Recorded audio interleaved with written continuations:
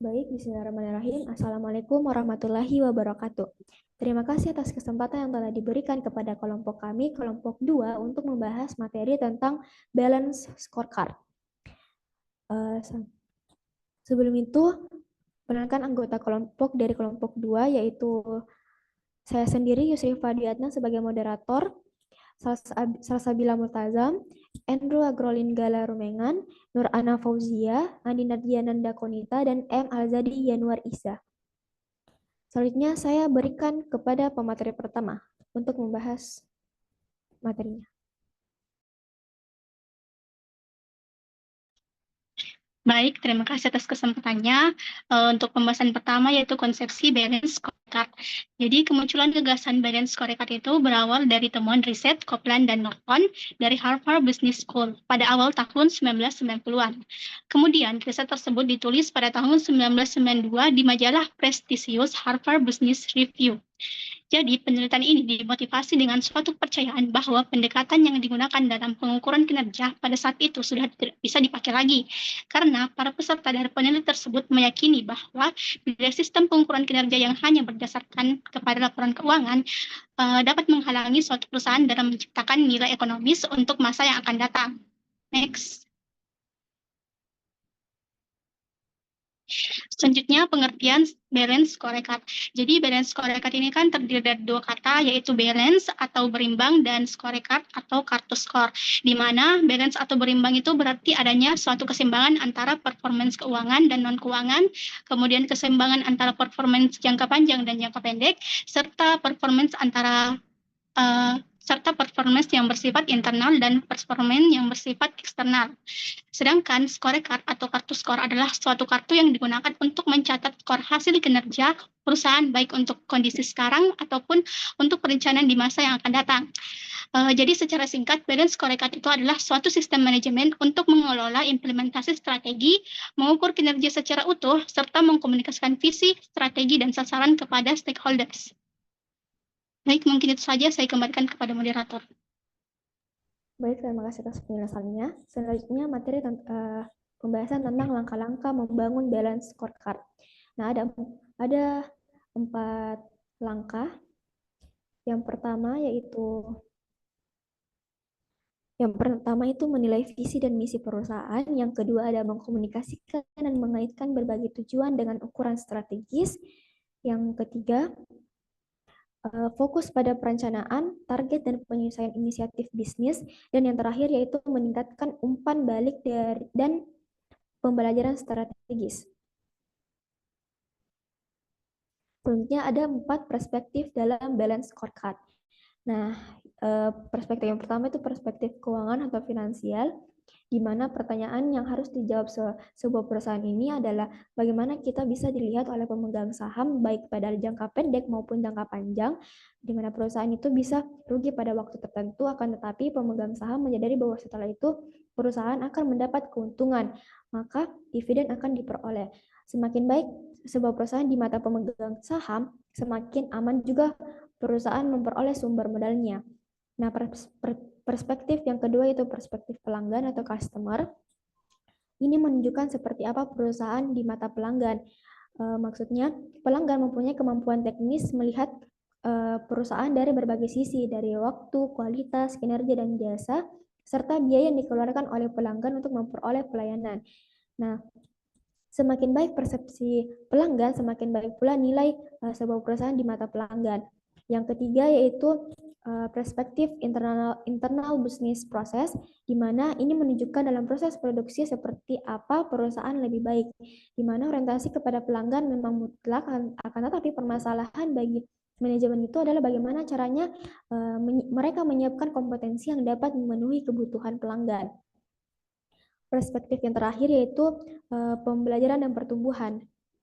Ini menunjukkan bagaimana sebuah perusahaan dapat bertahan dan mampu berubah sesuai dengan tuntutan eksternalnya. Nah, keempat perspektif ini saling terkait satu sama lain dalam hubungan sebab akibat, seperti Contohnya itu seperti karyawan perusahaan perlu belajar secara terus-menerus untuk bisa meningkatkan proses bisnis internalnya. Peningkatan proses bisnis diperlukan untuk meningkatkan kepuasan pelanggan, dan peningkatan kepuasan pelanggan diperlukan untuk meningkatkan hasil keuangannya. Nah, selanjutnya saya berikan kepada pemateri selanjutnya. Selanjutnya kita akan membahas tentang keunggulan balance scorecard dalam meningkatkan efektivitas perencanaan strategis. Terdapat 4 keunggulan balance scorecard. Yang pertama itu komprehensif. Dalam balance scorecard bersifat komprehensif karena memperluas perspektif perencanaan strategi dari yang sebelumnya terbatas hanya pada perspektif keuangan menjadi 3 perspektif lainnya, yaitu mencakup pelanggan, proses bisnis internal, dan pertumbuhan pembelajaran. Nah, ini berarti kita tidak hanya melihat angka-angka keuangan, tetapi juga bagaimana kita berinteraksi dengan pelanggan, bagaimana proses bisnis kita berjalan, dan bagaimana kita mengembangkan sumber daya manusia kita. Dengan pendekatan komprehensif ini, kita dapat mengidentifikasi potensi masalah lebih awal dan mengambil tindakan yang tepat untuk mencegah kerugian yang lebih besar. Manfaat yang dihasilkan dari pendekatan komprehensif ini adalah meningkatnya kemampuan perusahaan untuk mencapai kinerja keuangan yang berlipat ganda dan menghadapi lingkungan bisnis yang lebih kompleks. Yang kedua itu balance koheren.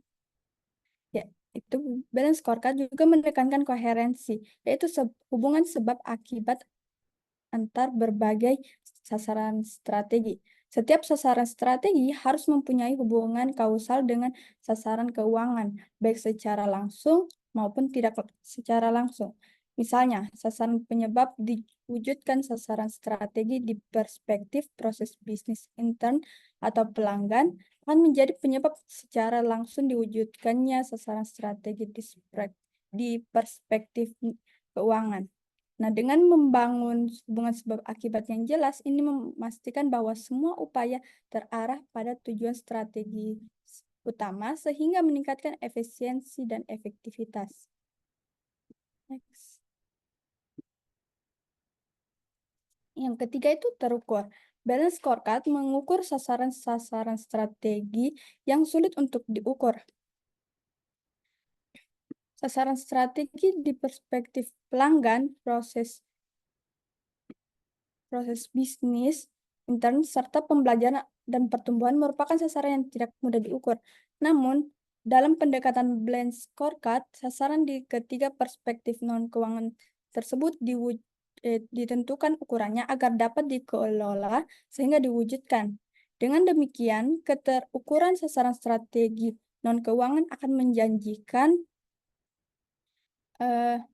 perwujudan kinerja keuangan yang berlipat ganda dan berjangka panjang.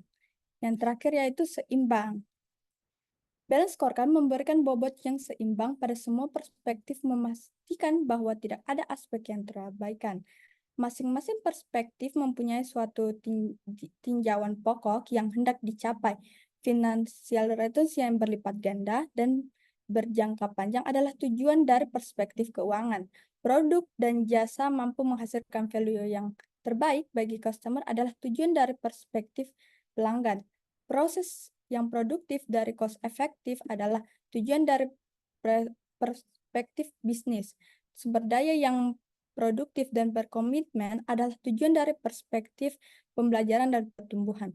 Keseimbangan ini penting untuk memastikan bahwa kita tidak hanya fokus pada satu aspek saja, tetapi ini penting juga untuk membangun strategi yang berkelanjutan dan berdampak positif pada semua aspek. Sekian dari pemaparan dan materi saya lanjutkan ke moderator.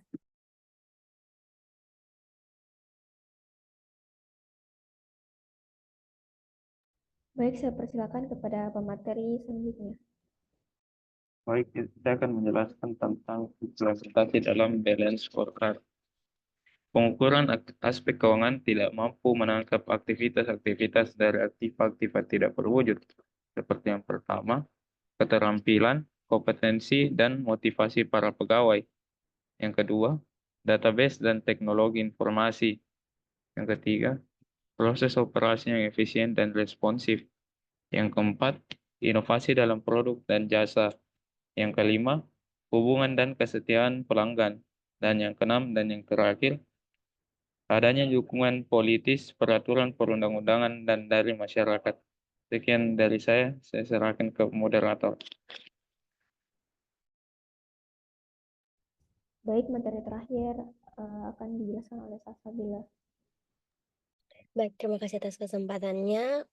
Langsung saja kita masuk ke contoh pengukuran kinerja dan pertumbuhan.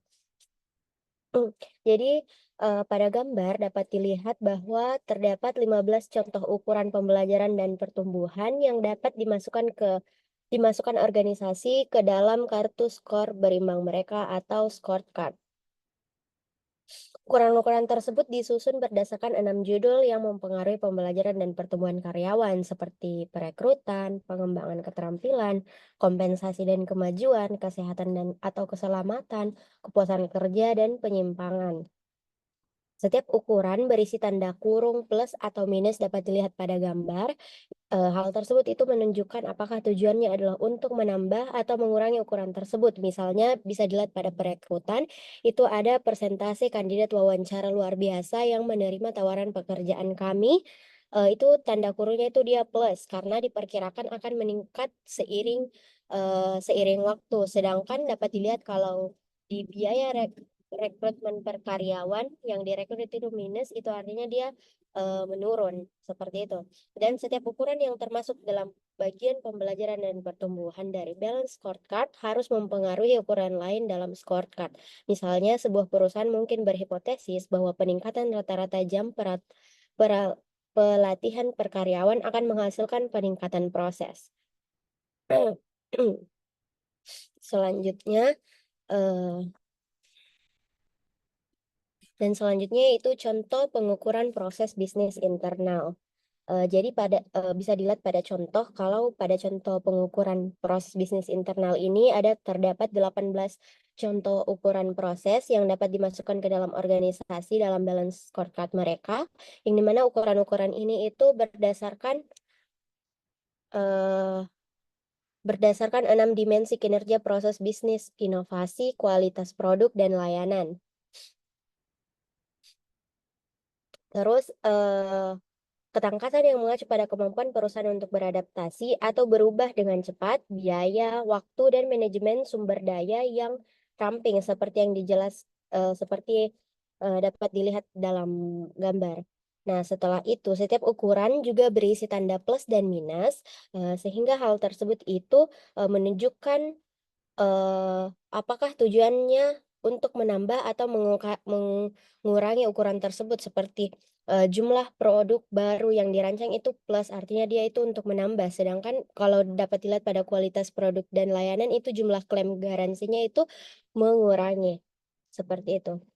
Dan langsung saja kita ke contoh berikutnya, yaitu pada contoh pengukuran pelanggan. Jadi pada contoh pengukuran pelanggan ini terdapat 18 contoh juga yang dapat dimasukkan organisasi ke dalam balance scorecard mereka, dan ukuran tersebut berdasarkan 6 judul seperti kepuasan pelanggan, akuisisi retensi pelanggan, nilai seumur hidup pelanggan, loyalitas pelanggan, pelayanan pelanggan, dan proposisi pelanggan.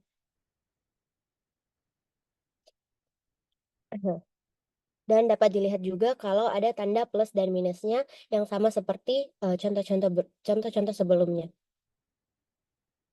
Dan yang terakhir yaitu contoh pengukuran pelanggan. Jadi contoh pengukuran keuangan. Jadi contoh pengukuran keuangan ini terdapat 20 contoh yang dapat disusun berdasarkan 6 judul seperti penjualan, rasio profitabilitas, arus kas, keuntungan, kinerja tren, dan kinerja pasar. Terus dapat dilihat juga kalau di sini itu